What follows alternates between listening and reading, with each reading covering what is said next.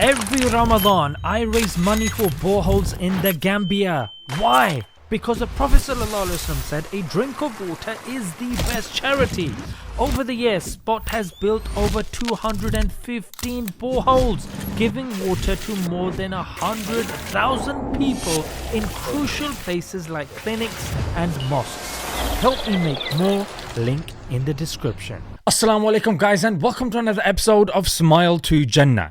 So a couple of days ago in Manchester Central Mosque, one white person and his black friend entered a mosque with an axe, a hammer and a knife. It was evening time during Ramadan, therefore the Taraweeh prayer was taking place, some estimates placing the worshippers at 3,000 to 5,000. As soon as the two people entered, they were apprehended by the staff that were there, taken to the office. The police was brought in and the issue was contained. No one was harmed. Good job to the voluntary and security staff of Manchester Central Mosque. A lot of people are saying that this is coming on the back of a hate march that took place literally days before in Manchester, organized by Britain First. Man arrested after axe carried into mosque. Yep, they also had possession of Class B drugs. Second suspect has been arrested. Now again, you can see axe. Yeah, he came in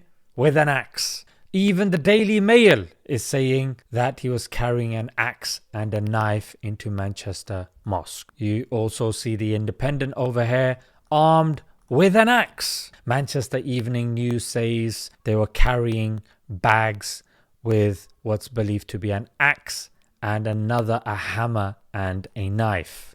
An image has since been shared with the Manchester Evening News which appears show one of the bags. What? A source claimed it was taken inside the mosque and can be seen with weapons inside it. Okay, there's the bag. Let's have a look. Yep, that's a bit mad. Look at that. What is that spiky thing? That's crazy. The mosque did put out a written statement pretty much saying what I've just said.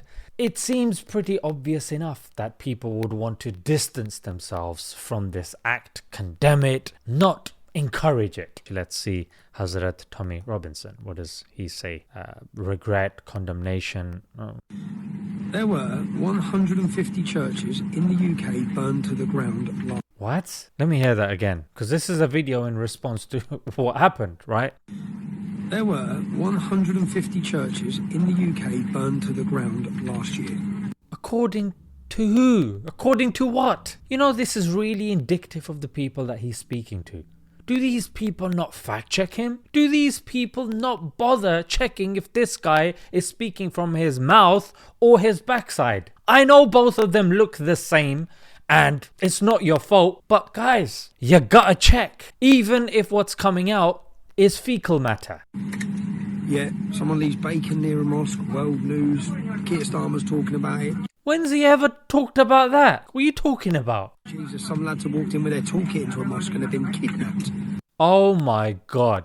Look how this mentally challenged individual has spun this. Some lads, let me hear that again. Talking about it, Jesus, some lads have walked in with their toolkit into some lads. Pictures have literally been sent to the papers. They've shown it. Mosque and have been kidnapped. And they've been kidnapped. Well, Tommy, if you go to a place with an axe, people are gonna try and stop you. They're not gonna welcome you in with open arms, even if you are a lad. Then all the headlines portray like there's been some sort of attack against the mosque when the only attack was against the workmen. This guy, honestly, I don't know where to start. I don't know how he has been declared sane. But then again, I'm not shocked because the guy is an absolute tool. I wouldn't be surprised if they opened that bag and he was in there because he's 100% A1 tool. The millions, tens of millions of pounds given to protect the mosques. What do you mean protect the mosque? Anti-Islamic attacks on mosques are clearly on the rise. In fact, in Peterborough, On the 24th of the 10th, a man entered the mosque abusing worshippers and assaulting a policewoman. He spoke highly of Tommy and wanted to send the video to him. He was a lad as well, you see, Tommy. He assaulted a policewoman. Are you okay with that? Apparently, it's this individual that was carrying the axe. He's been arrested. He's a lad, apparently, who just went into the mosque with his toolkit. This page goes, notice how when churches get burned to the ground weekly, you hear absolutely nothing from the UK Prime Minister. But two suspicious individuals turn up at a mosque. Nobody gets hurt.